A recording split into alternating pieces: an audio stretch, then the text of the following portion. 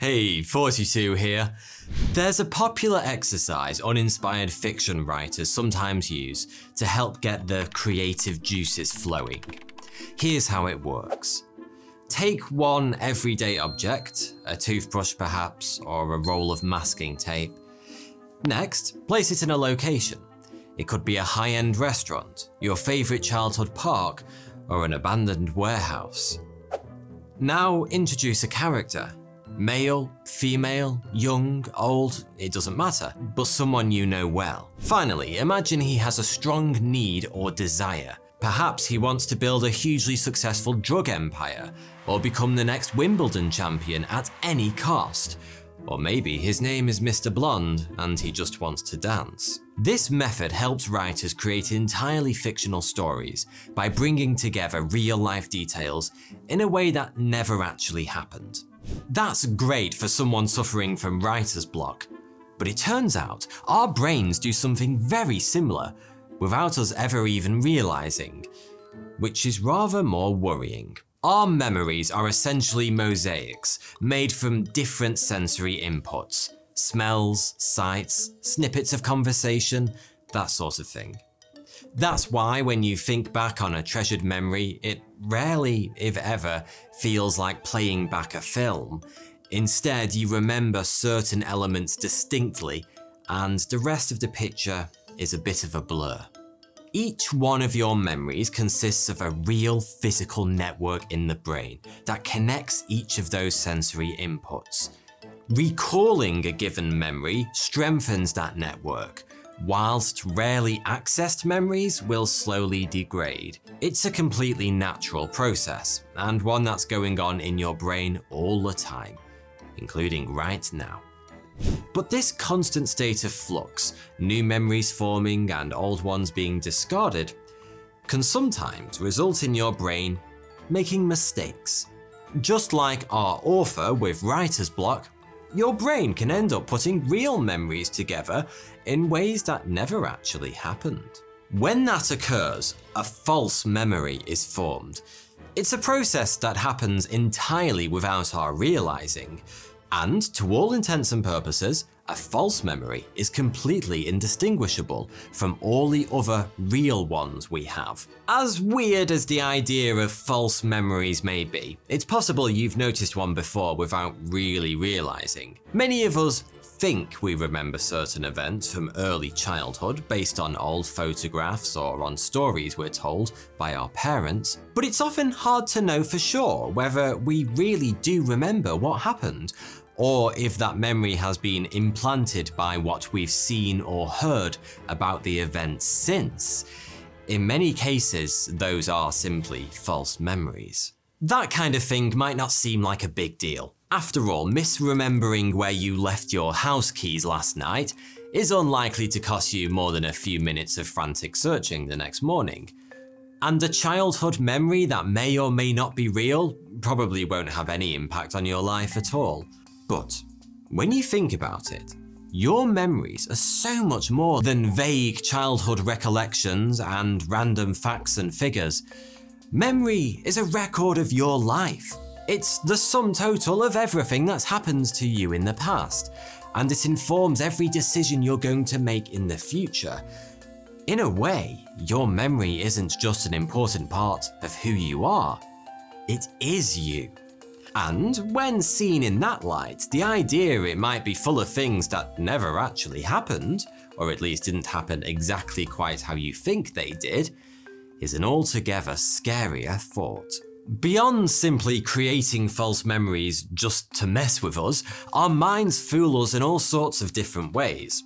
One of the most common is down to something called Rosy retrospection, named after the idiom rose-tinted spectacles. This type of memory illusion is characterized as a tendency to filter out the less desirable elements of a past event. If you were to recall a holiday, for example, you might remember the feeling of sun on your skin or an accordion playing melodically beneath your balcony. You're less likely to remember rocking that lobster look from day 2 or the accordionist feeling especially expressive at 5 AM. Rosy retrospection works a little differently to negativity bias, which is a tendency we all have and is particularly common in young adults to pay more attention to negative information when making judgments and decisions. Rosy retrospection is more about how we remember past events and our brain's manipulation of those memories. And the more time that passes after an event, the rosier our recollections of it tends to be. In 2013, a study was carried out to investigate how marathon runners felt about a race, both before it happened and after they finished. Immediately after the race, runners who didn't achieve their pre-race target were less interested in running another marathon in the future compared to those who did hit their target. But 4 weeks later, the runners who'd failed to reach their goals were actually more keen to run another marathon than those who'd succeeded. The researchers involved with the study suggested this bizarre optimism that emerged over time might be down to runners filtering out memories of the physical pain and mental torment suffered during the race and focusing instead on the rosier aspects of what a marathon represented to them, a chance to achieve a goal. Rosy retrospection bias is closely linked to another phenomenon, the reminiscence bump. Memory scientists have found that we don't recall events about ourselves equally across our lifespan. Instead, there's an increase in the amount and quality of memories that formed between our late teens and early 20s. And this increase is especially common for anyone aged 40 and above. So why that particular time period? Why the hell would we want to remember the agonizing angst of our late teens or the tumultuous uncertainty of our early 20s? Because that's when we form our identity.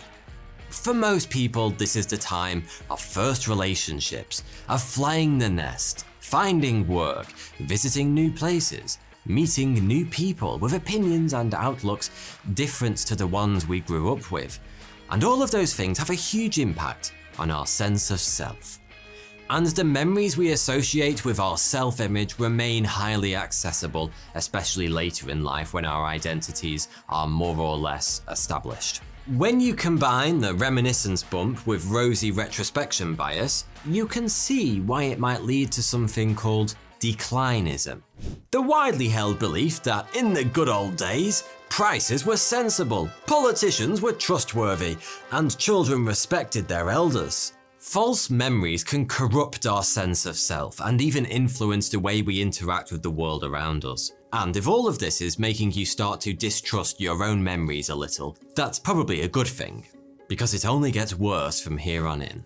Imagine you're invited to take part in a memory study, one where the researchers are trying to develop the most effective techniques for recalling accurate memories. You arrive for your appointment, which takes place in a typical office, and notice that, somewhat reassuringly, the interviewer's bookshelves are lined with volumes on memory retrieval. The interviewer, let's call him Bob, begins by asking you about your day. After a bit of small talk, he asks you to remember an event that took place when you were 14. He doesn't tell you exactly what it is, but uses gentle prompts to coax the details out of you. You quickly recall those details, and it isn't long before you're proudly describing the time you filled your sister's room with red balloons whilst she watched It downstairs in an attempt to give her a heart attack at bedtime. Bob smiles, congratulates you for recalling your sadistic memory so accurately, and tells you it matches perfectly with your sister's own account. He then asks you to recall something that happened when you were 19, a criminal act which resulted in police contact.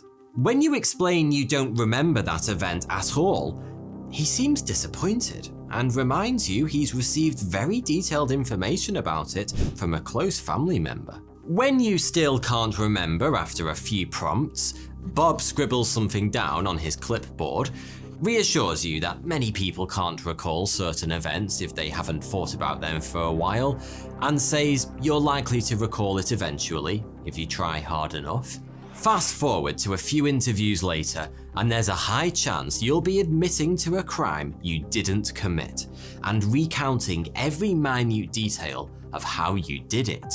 Because that's the very situation 28 participants found themselves in 2014 as part of a psychology experiment carried out by Julia Shaw and Stephen Porter.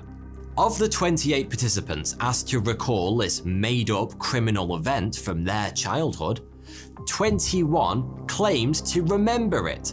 Of those 21, 8 described assaulting another person, 6 described a theft, and 7 described assaulting another person with a weapon. The point of this experiment was to show that with a few common interview techniques like building rapport, exerting social pressure, and using suggestion or presenting false evidence, many of us would admit to a crime we didn't commit. But terrifying as it may be to think our own minds can be tricked so easily, it doesn't stop there. Because what if you had a false memory, not of a crime you committed, but one someone else did? Mistakenly accusing someone of theft or assault could impact their lives forever, if you were believed. And what about more serious crimes? Are our memories so unreliable we could falsely accuse someone else of murder? Actually, yes, because that's exactly what happened to a man called George Franklin. In 1969, an 8-year-old girl called Susan Nason disappeared on her way to school in Foster City, California. She would never be seen alive again, and 3 months later, her body was found near her home. For years, investigators attempted to track down the perpetrator without any success, and the trail eventually went cold. But 2 decades later, they got a big break. One of Susan's friends, Eileen Franklin Lipsker, claims to have recovered a repressed memory, in which she witnessed her father rape and kill Susan. Her father, George Franklin, was promptly put on trial, with his own daughter as the star witness for the prosecution. The case relied heavily on Eileen's account of the incident, and of the theory of repressed memories, a concept originally put forward by Sigmund Freud. The idea is that memories about traumatic events can be stored in our unconscious mind, where they are usually blocked from conscious recall as a kind of built-in safety mechanism to protect us from the horror and trauma. The prosecution argued Eileen had repressed all memory of the murder until something her own daughter did 2 decades later had brought everything bubbling back to the surface. There were, however, some disparities between Eileen's memory of the assault and the evidence found by the police. And we're talking pretty big details here, like the time of day she'd seen it happen and where it had taken place. Eileen did eventually amend her statement to one that matched the evidence more closely, but even the amended statement was later found to have included a number of details falsely reported in the papers at the time. As well as these apparent inconsistencies in her story, psychologists called by the defense weren't convinced by the repressed memory theory. In fact, they argued the theory itself was little more than pseudoscience. One of them, Elizabeth Loftus, explained to the courts that memories fade, losing both detail and accuracy over time. These weakened memories are incredibly vulnerable to corruption by post-event information. Facts, ideas, inferences, and opinions that only become available to a witness after the event has taken place. Once this post-event information has wormed its way insidiously into our memories, we believe it just as completely as we do our accurate recollections. The argument fell on deaf ears. A man's own daughter accusing him of crimes as heinous as rape and murder is compelling stuff, and despite the prosecution not producing a shred of actual physical evidence, the jury found George Franklin guilty of murder, and he was sentenced to life imprisonment. Franklin would spend the next 6 years behind bars, during which time he probably cursed Sigmund Freud in every language he knew, before a district judge finally overturned the guilty verdict, citing the case's reliance on Eileen's controversial repressed memories and on a number of issues with how the trial had been carried out. Incredibly, as Franklin was set for retrial, Eileen claimed to have recovered memories of her father committing 2 additional rape murders during her childhood. But before these new accusations even made it to court, DNA evidence proved conclusively they couldn't be true. As a result, George Franklin's second trial was dropped altogether, and he was released. George's case represented the first time in history someone had been convicted on the basis of an apparently repressed memory, and it started an argument among psychologists, therapists, and psychiatrists as to whether repressed memories really exist, or if they are in fact false memories masquerading as real ones.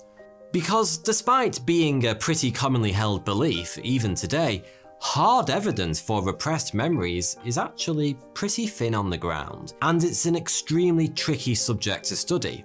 After all, you can't exactly go around inflicting extreme trauma on people, then waiting a few years and asking them if they remember that time you forced them to watch the Spice Girls movie 100 times back to back. The debate around repressed memories is still going on today, but what experts can all agree on is the fact that our memories are extremely fallible, and understanding more about exactly how fallible they are is vitally important, particularly when eyewitness testimony plays such a huge part in the criminal justice system. But where does that leave us? It's a little disconcerting to realise we probably can't trust our memories quite as much as we thought we could. After all, how do we know who we really are if we can't be sure the experiences we think we've lived actually happened? In reality, there's no reason for false memories to trigger quite that level of existential crisis. Whilst it's true many of the things you remember didn't happen quite how you think they did, the vast majority of the time the differences between your memory and reality are entirely inconsequential. Still, if you do ever wake up one morning convinced your dog started the Great Fire of London, it's probably worth asking yourself whether that one might be a false memory before taking your story to the newspapers. Thanks for watching. You can get your hands on my book, Stick a Flag in It, over on Amazon or on Audible. Links to both in the description below. Thank you.